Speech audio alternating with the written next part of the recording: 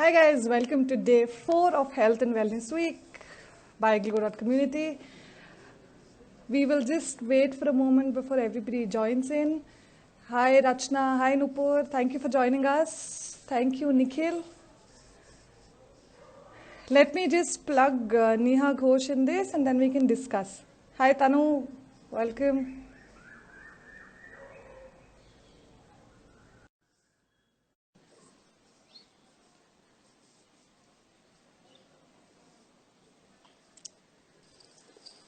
Hello. Hi Neha, Hi, how are you? I'm doing good, how are you? I'm doing well as well. Yeah, we're just waiting for a few more people to join so we Yes, can yes, start off. yes. Yes, all good. So, yeah, just before that, I wanted to introduce you to the audience here. Mm-hmm. So you can add in if you think I'm underselling you here. Please feel free to do that. I will. Uh, No worries. Okay. so, Neha is a certified diet and nutrition therapist. She's a marathon runner. She's a writer and consulting editor, a yoga trainer, a Reiki healer, a recipe creator, and a believer in leading the good life. Phew, I need water after this, I think. You didn't undersell me at all. That was pretty awesome, actually, the way you said it. So I know that your mantra lies in not doing, going for longer cardios or doing weightlifting. So you believe in good health through good food. That's what I've read when even I went through put that cheeseburgerdown.com. Now that's again one thing I wanted to introduce everybody to. So go and visit www.putthatcheeseburgerdown.com, which is Neha's Yes. amazing blog, Thank you. which talks about eating healthy and the other things that mental health. It has good recipes which you, if at all you think you can't cook, use those and cook really nice food, really healthy food, and all in all, stay happy and stay healthy. This is what Neha intends to bring through putthatcheeseburgerdown.com. And over to you, Neha. Tell us about what makes Neha Ghosh the fat Indian or the founder of Put That Cheeseburger Down, and how did the journey start? Okay, but let me begin by saying thank you, Pooja, for that amazing intro. I think I should have that intro every time someone speaks about me now. That just sounded really cool. As for the blog, Fatty Indian, because I am a fatty Indian, firstly, I just love eating anything, especially junk food is my favorite. But since I like to stay fit, I have to figure out ways to eat my favorite food without feeling like shit afterwards. So without feeling like I've overeaten, I don't feel so good, I feel a little sluggish. I don't like that feeling, but I also love food. So my alter ego is Fatty Indian on Instagram, and Put That Cheeseburger Down, which I would literally tell myself every time I would pick up a burger when I started. So one of my friends said, okay, that could be the name of your blog. And I was like, yeah, sure, why not? That's a name, you know. Exactly. And I started writing about just staying fit, exercise, workout, how to stay lean. But as I started growing older, my need for fitness also became a little different. In my 20s, it was only about looking a certain way, you know, like in my early 20s and everything, it was looking a certain way. Now it is more about feeling a certain way also. So I would never tell anyone to go on any kind of diet ever, you know even though I have tried all of them. I would never recommend that anyone tries any kind of diet. It sucks big time. Any form of diet, it just makes you angry, cranky, miserable, and all the negative things follow. But I would recommend everyone should eat what they like and exercise a little bit, just a little bit. Don't have to do your 45 minutes, 1 hour. Just put on your shoes and go for a walk, or take the stairs instead of the lift. Or if you are up for it, do a 20 minute, 25 minute, maybe later on a 40 minute, but just do something little bit. That's it. That's all I've been trying to tell through my blog all these years, actually. So, how many people have really put the cheeseburger down? Well, I make my family put the cheeseburger down always, so they eat behind my back most of the time when I'm not around. But I think eat your burger, no big deal, but don't eat it every day. Don't eat a cheeseburger every day. Make it a treat, not a daily thing that you need to have. Eat it for special occasion. Try to have it with a lot of care and affection. Don't just like nom nom nom nom khatam. Now, okay, I'm still hungry. I ate it that quickly. So just eat your cheeseburger, but don't eat it every day and don't make it a habit. You know. So Neha, now going back to where did you grow up? What are you doing apart from, let's say, put that cheeseburger down? I know you're currently based out of Germany, so I mean, if you can Yes. tell the audience on how was it growing up for you? Well, growing up for me was typical Indian growing up, how it is. I'm half Bengali, half North Indian, so my whole growing up was only about food. Okay, it Food. is what we are going to eat. Breakfast mein we were planning lunch mein we were planning dinner mein we are planning what we will eat next day.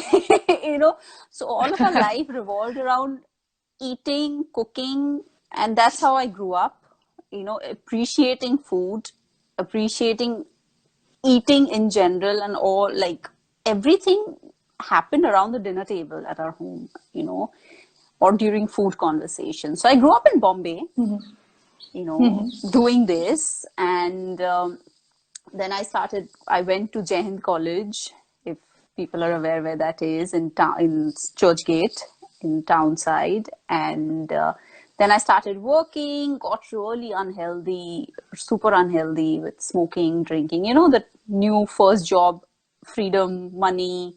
I will live my life the way I want to, but that didn't work out very well because I got really sick, very anxious, and just not feeling anything. Even though I was doing well with my career and my job, I was just super anxious, panic attack. And at that time there was no such awareness. I think it sounds like it was in the 70s, but it was like late 2009.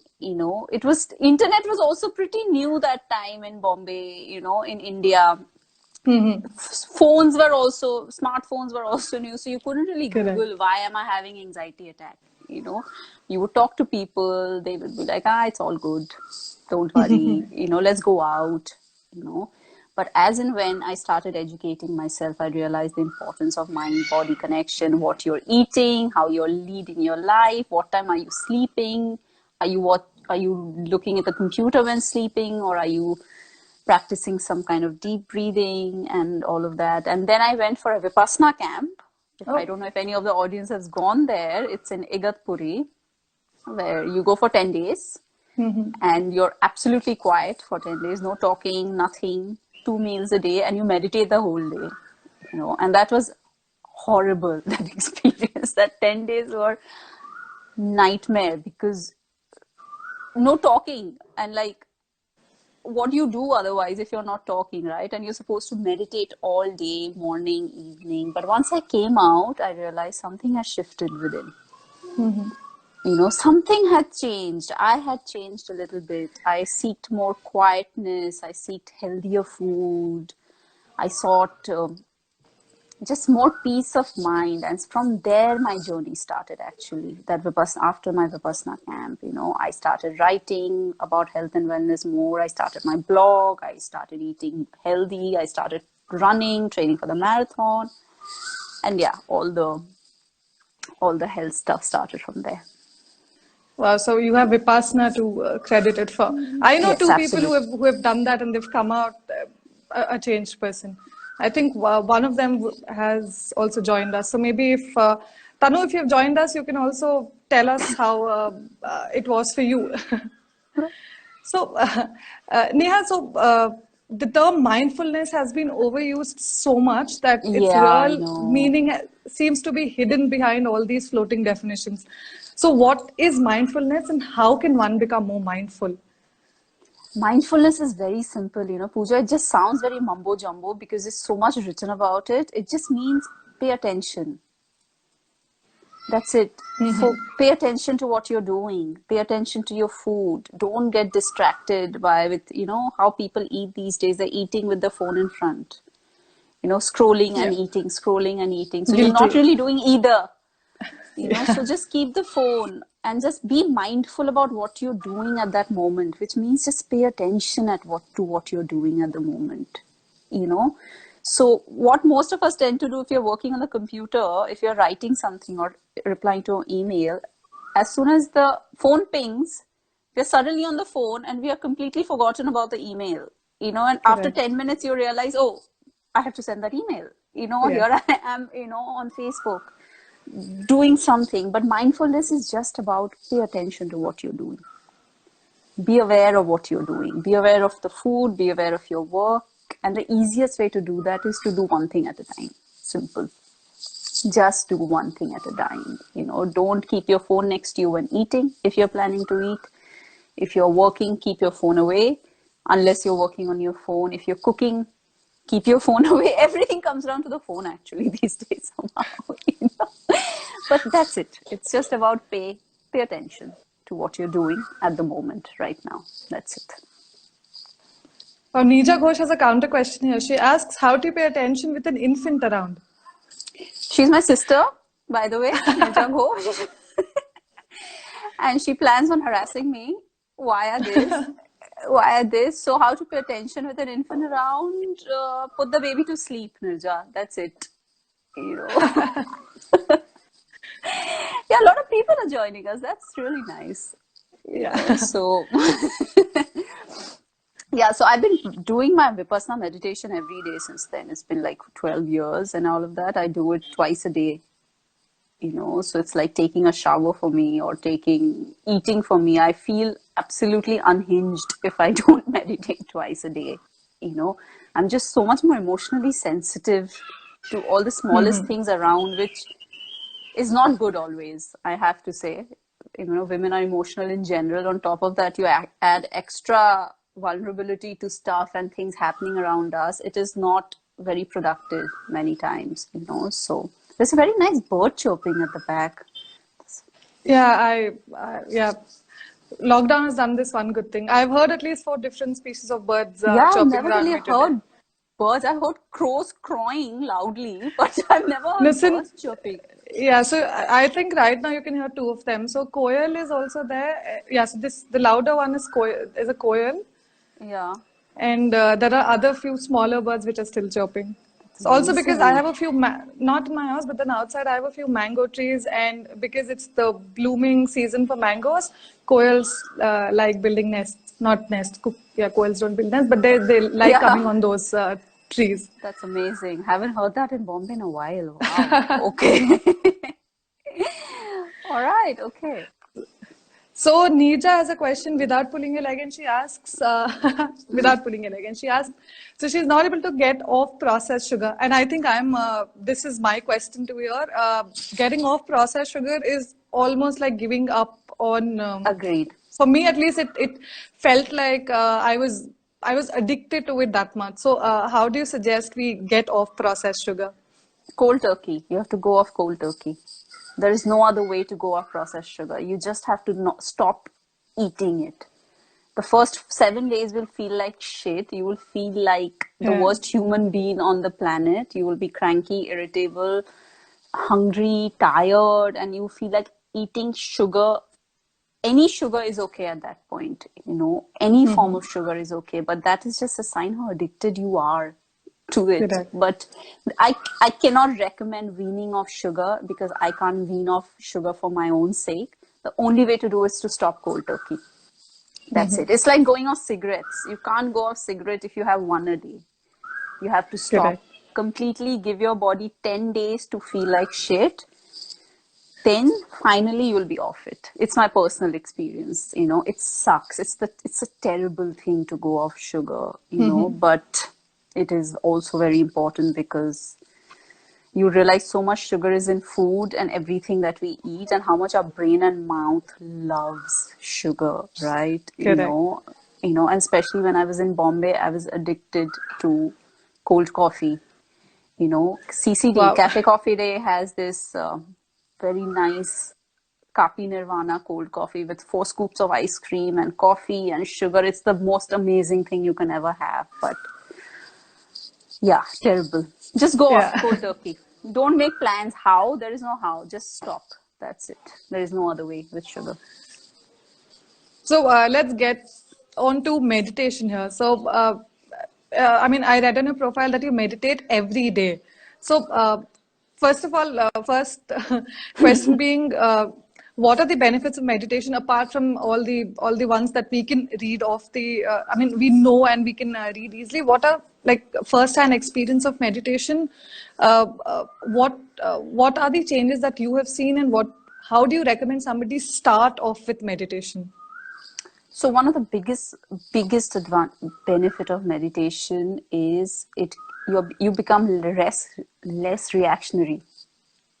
So you don't tend to react that often to the things that's happening around you. That doesn't mean you're dead inside or something. It just less things bother you as much. Because you feel this solid grounding within you. So that is the biggest thing. You don't tend to react as much. So if you are somebody who feels he or she's too emotional, gets hurt by people a lot, external situation bother them, what is happening in the world, what's happening in the news, what their boss said, meditation is the only way to get away. It's the only way to stay detached from what's happening around you. And detachment is not a bad thing. It is not, because there is actually so much happening in the world right now that staying detached is the only way to stay sane in the head. If you start getting emotionally invested with everything around you and whatever is happening, everyone would be quite a mess. Correct. So the meditation is the only way to pull yourself back a little bit and to become more aware but less reactionary. So, And and yeah, please, you're yes, sorry, asking. sorry. Yeah. No, so let's say I did try it once, and I think this is an issue with everybody here. But the first 5 minutes when you start meditating, I think your brain has sort of like a factory running inside with a lot of machineries. So how do you calm your mind, and how do you even start meditating? So first of all, you need to know that your brain and body hates meditation. It will try its best to make sure that you get out of meditation. Because meditation for the brain is like telling a child to sit quietly in the corner. Okay, so the brain will try its best to make sure that you move. So it will make you think things which are terrible, something that happened 5 years ago, something you have to do right now. Things that, oh, did I switch off the gas? Oh, should I have to send that email? It's just your brain's way of telling you, let's get this person out of this because this is very uncomfortable for us. So first you must realize that it's going to take effort. Your meditation doesn't happen easily because your body will resist. Your meditation doesn't happen easily because your body will resist. So people who start meditating, they realize, something is itching here and you're just shifting and, your hands are feeling tingly and it's just a very uncomfortable feeling. So first you need to realize it's normal. Your brain and body is protesting. Then you just start with 6 deep breaths, in and out. In for 6 seconds, out for 6 seconds. Sit for 5 minutes. Start with 5 minutes, just focusing on your breath, in and out. That's it. Just start with 5 minutes every day. The best time to do is before sleeping. Keep your phone aside, put on a timer, and just focus on your breath for 5 minutes, in and out. That's it. And if you need some help, there are lots of free meditation apps, YouTube videos with guided meditation for any kind of meditation that you need. Sleep, anxiety, confidence, whatever you need, there are guided meditation available. But it's a practice that I recommend everyone must try. My God, what are these comments I'm reading? Like, So is Nija your younger sister? yes. And Yes. she So Nija, specializes as you a and I, part-time troll. yeah. Yeah, you and I are the reason why our elder sisters have stress. Yeah, I swear, it's basically trying to stay away from the younger ones, because they're so annoying sometimes. Yeah, I think my sister is going to be best friends with you if you say that even once. All the younger siblings here will agree that we have doctorate in annoying our elder siblings. Yeah, really. Like, look, she's like trolling me during this conversation. My God. So, Neha, so audience questions are already pouring in. So so Anmol asks, is it okay to take multivitamins without being prescribed? Yes, it is okay to take multivitamins if you don't have any previous health conditions, such as anything, diabetes, high blood pressure, or anything. If there is something wrong with your body which is getting treatment, if you're for which you're getting treatment for, don't take any medication without your doctor's permission. But if you're fit and fine, there is nothing wrong. I mean, I take five, so you can take your basic levels of iron, B12, cod liver oil, and things like that. But only if you are absolutely fit and healthy. That's it. Varun asks, so it's impossible for him to stay mindful when he's multitasking. So how do you suggest I solve this problem when I have to multitask and I can't tackle one problem at a time? How do you tackle multiple problems at a time? I mean, you have Yeah, to do so one thing at a time, right? Correct? So you can't tackle two problems at the same time. That's logically and brain-wise not possible, right, Varun? So you have to say, I will focus on this problem once and just give your complete total attention to that problem. Once it is done, take a 1 minute break and move to the next problem. So that's how you do it. I understand, how the way we work, you have to do multiple things at the same time right now, but doesn't mean that you surround yourself with so much chaos that your brain becomes chaotic at the end, so organize, do one thing at a time, pay attention to what you're doing, take a 1 minute break, and then move on to the next one. That's it. yeah, so Sharmili, you're trying to troll me that I live on Coke more than water? Here's water. Why are people trolling us so much? So Satakshi has a question and she asks, how do we maintain body balance when we leave sugar for in the starting of the 10 days when we put cold turkey to that? You can't, honestly. You will cry a lot. You will cry a lot and you will miss sugar so much that you will feel like you ate only sugar, during this time. It's just how it is. Your brain and body loves, we, without realizing, eat so much sugar. One piece of chocolate here, one coffee, I don't know, ganne ka juice, mosambi juice. These are all sugar, right? Even though they are fruit Yeah. juices, they're all sugar. And after you go off, within first 24 hours, you will feel like it's not worth it. Let's give it up. Let us just, and you will start philosophizing things like we live only once. Yeah. Let's just eat whatever. We all are going to die one day. It doesn't make any difference. Brain is coming up with very intelligent, creative ways to like rationalize why we should go back to eating what we were.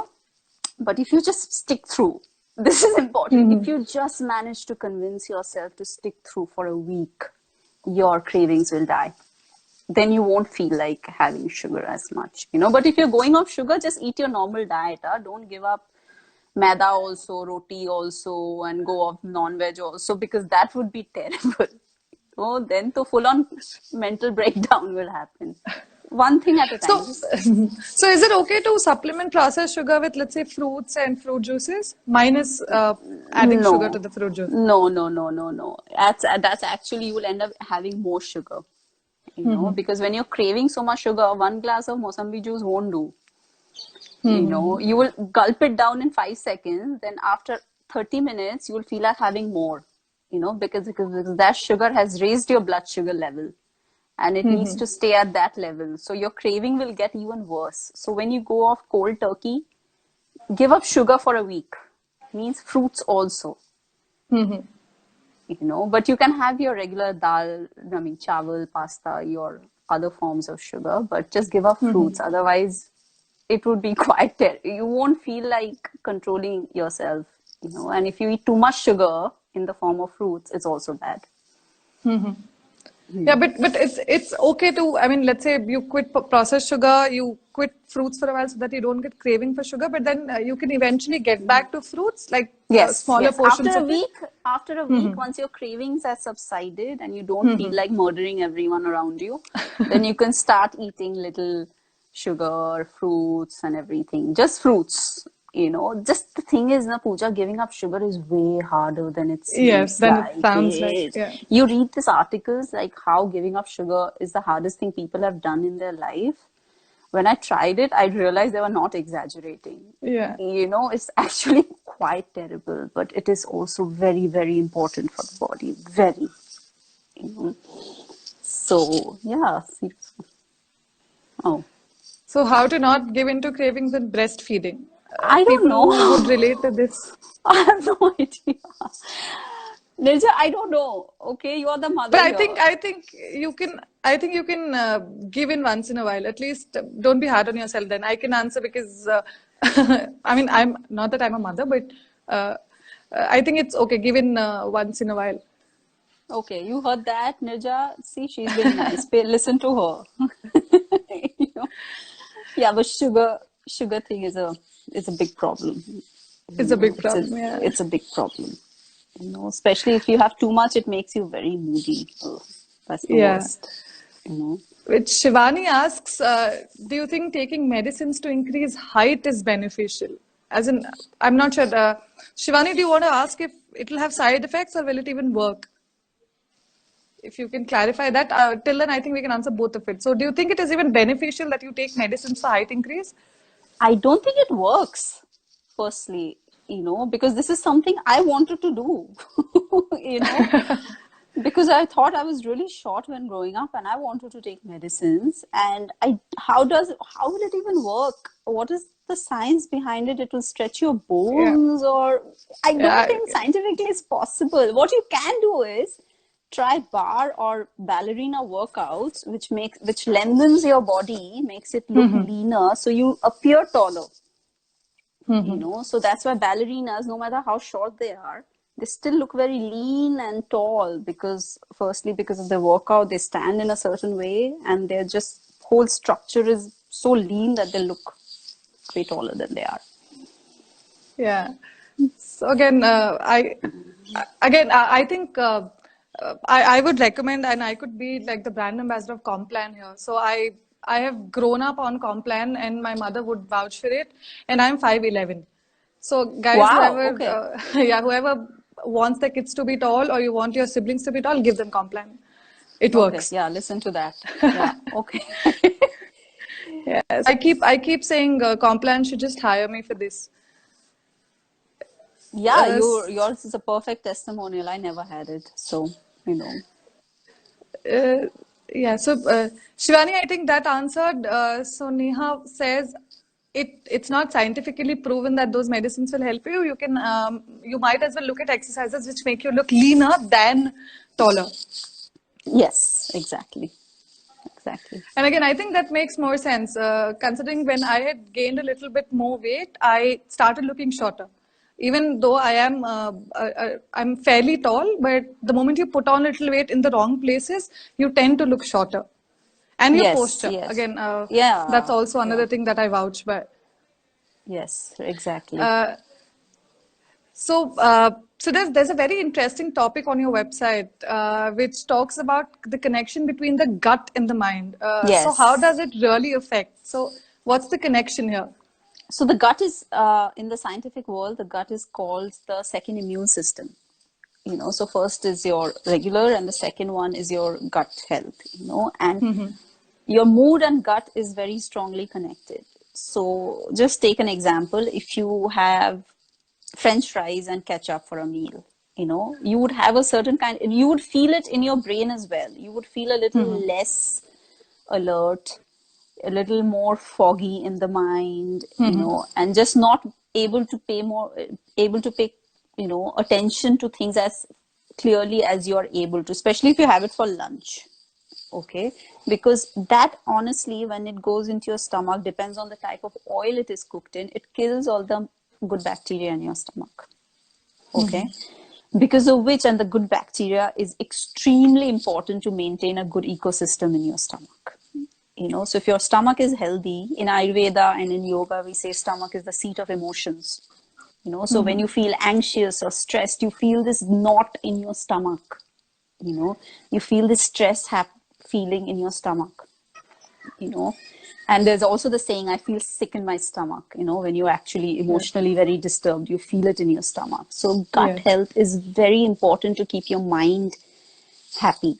And that can be only done, of course, two ways. Firstly, through your food, what you're putting in your stomach. If you put stuff which is killing all the good bacteria, such as oily food, too much meat, too much greasy food, too much cooked food from outside, then it will kill off all the good bacteria. But if you're instead eating a lot more healthier stuff, cooking at home, using good oil like olive oil, and eating more vegetarian stuff, starting your day with lemon water, warm water and lemon, it encourages the good bacteria in your stomach, and that affects your brain because you're feeling calmer, more balanced, less agitated, and less shaky in the mind. Yeah. Yeah. So, Neha, what would you advise people who are, let's say, how do they deal with stress at least during this tough time? So, is there like a foolproof mantra people can deal with that? Yes, there is a foolproof mantra. Just let it go. Just accept this is what it is and let it be. Don't try to fight what is mentally. Just accept that the world is in a very weird place right now and nobody honestly knows what's going to happen. Once you accept this to yourself, you will feel a sense of peace settling in. Because right now most of us are wondering why, oh my God, what is happening? Why is it happening? What is this virus? Correct. Where did it came from? When will we go to work? When will Amazon start? When will we go? There's so much why and when. There is no Correct. answer to that. Right now nobody knows, So just say to yourself, I don't know, anything can happen. Let me just give into the moment. And that is the only 100% way that you will find some peace and stay away from stress in this situation. And that now I know that you're a very good chef and you share recipes. So what's your most favorite thing to cook? And what are some, okay, let's go with uh, your favorite dish to cook, and then you can maybe help us out with a few easy dishes where we can I mean, at least people like me can cook. So when I was eating meat, my favorite thing to cook was chili chicken. Okay, so that was my favorite thing to cook, because it was oily and greasy and it was a perfect comfort food, that street Correct. style chili chicken, but I wouldn't eat it off the street. I would make it at home, but I've been a vegetarian for a while now. So right now, my favorite thing to cook is soya pulao. I don't know why I said that. So, soya pulao. Especially since I moved to Germany, I think, यहाँ पे the major Swadesh kind of feeling creeps in, and I just end up making soya pulao. I think everyone in India has soya pulao, which their mom makes, but Yeah. I found soya here, which made me very happy, soya chunks, and I started making soya pulao. So yeah, very basic, but that's the only thing I'm cooking these days. Perfect, perfect. So, a few easy dishes what you can suggest to our audience, which let's say even I can cook or all the other people can just cook very, very easily, but also it's healthy. Like for proper meals or for lunch, breakfast, or Just any one of your favorite dishes. Sorry, just a second here.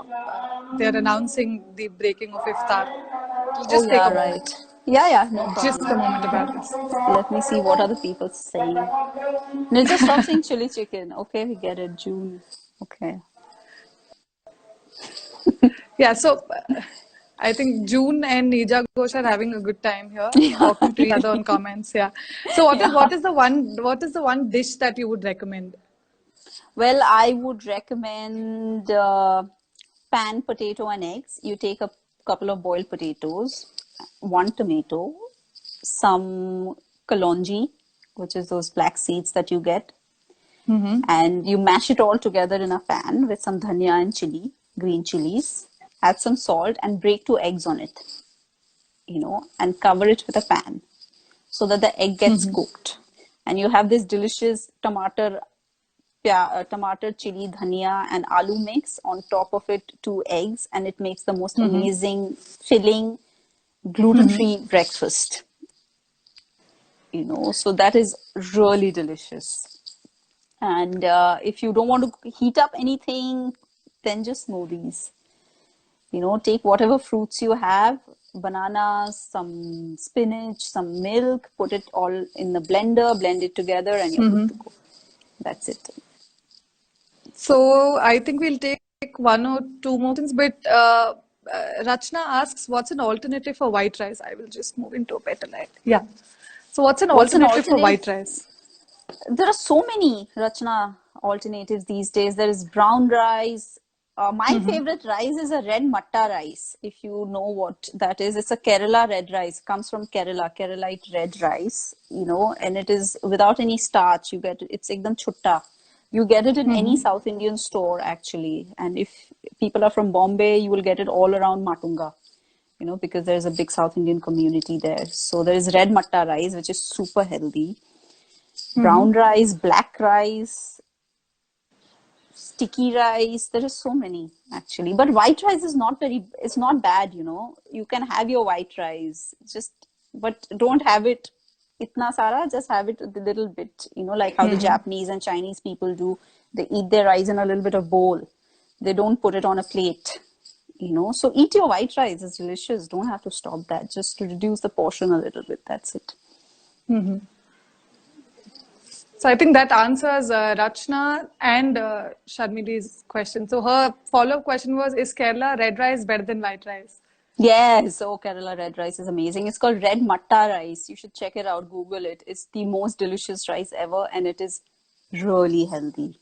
And like I said, there is no starch in it. So after you cook it, it comes out absolutely separated like basmati rice. And you just have to drain the oil. Just try it. You will like it, I think. So Varun, I think we'll take this last question, and Varun asks, tell us your worst experience of a relapse and how you recovered post that. It's getting dark out here. My worst relapse with sugar was not too long ago, actually. Like I said, I convinced myself to YOLO. One life, live it all, YOLO, Correct. and everything. And I just went and binged on my favorite piece of cake, which turned out to be 5 pieces. And then my sugar high was so bad. I was just walking around like a drunk person, because the sugar had completely hit my head. After not eating sugar for 10 days, I just binged on 5 pieces of pastries, and my sugar high I felt like, oh my God, this is how drunk people feel. So that was really bad. Really, really bad. I didn't enjoy eating the sugar because I ate it so quickly, and it was just out of satiating a craving more than enjoying it slowly. No mindfulness there at all, I must say. I just devoured it, and then I felt like crap for 2 days. And all the sugar just messed up my workout, my sleep, my mood, my skin, everything.